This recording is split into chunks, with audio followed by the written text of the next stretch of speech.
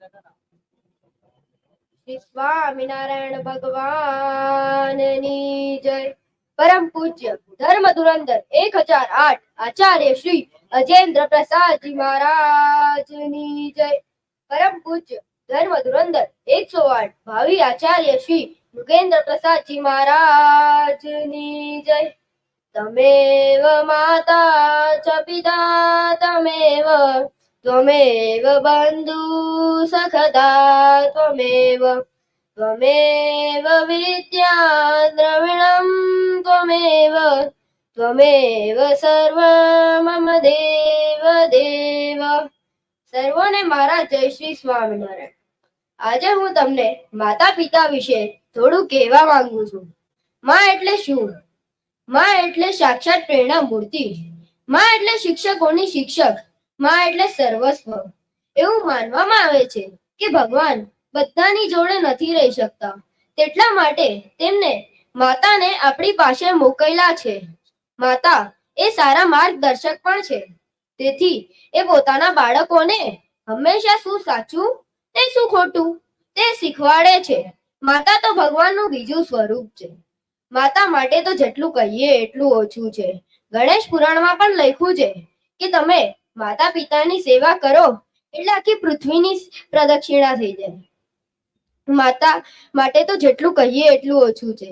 મીઠા મધુને મીઠા મેહુલાર લોલ, એથી મીઠી તે મોરી માતરે, જનની જોડ સખી નહીં જડ રે લોલ.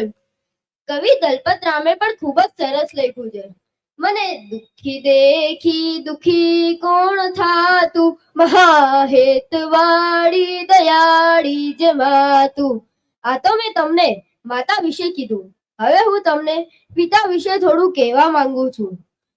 જેટલું માતા આપણી માટે મહત્વપૂર્ણ છે, જેટલો તે આપણને પ્રેમ કરે છે, તેટલો પિતા પણ કરે છે, પણ તે કદી આપણે કહેતા નથી હોતા. પિતા એટલે શું? પિતા તો લીમડાના પાંદડા જેવા હોય છે. કડવા ભલે હોય પણ છાયો હંમેશા ઠંડો જ આપે છે. મગજમાં દુનિયાભરનું ટેન્શન અને મનમાં ફક્ત પોતાના બાળકોની ચિંતા. પિતાનો પ્રેમ અનંત છે. આંગળી પકડે નહીં પણ આંગળી છોડીને કેમ ચાલવું તે પણ શીખવાડે છે. પપ્પાની હાજરી તો સૂરજ જેવી હોય છે. સૂરજ ગરમ ભલે હોય પણ ના હોય તો અંધારું છવાઈ જાય છે. પપ્પા માટે તો બીજું શું કહેવું. પપ્પા તો ઘરનો દીવો કહેવાય છે. પોતાની આખી જાત બાળીને ઘર માટે અજવાળું લાવે છે. માતા પિતા ભગવાનના આપેલા સૌથી મોટા આશીર્વાદ છે.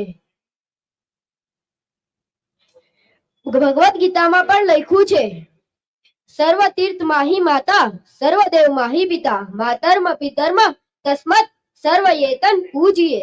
એટલે કે માતા પિતા દેવ સમાન છે અને તેમના ચરણોમાં આદિશત તીર્થ રહ્યો છે. સ્વામિનારાયણ ભગવાને પણ શિક્ષાપત્રીમાં લખ્યું છે કે માતા પિતા દેવ સમાન છે અને તેમના આજ્ઞાનું પાલન કરવું કહ્યું છે. માટે તે આપણી જવાબદારી છે કે તેમને બધી જ ખુશી અને પ્રેમ આપવો.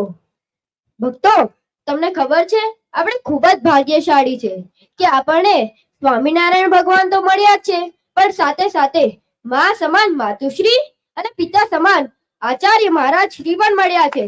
એ માતા પિતાને મારા લાખ લાખ વંદન સહિત જય શ્રી સ્વામિનારાયણ.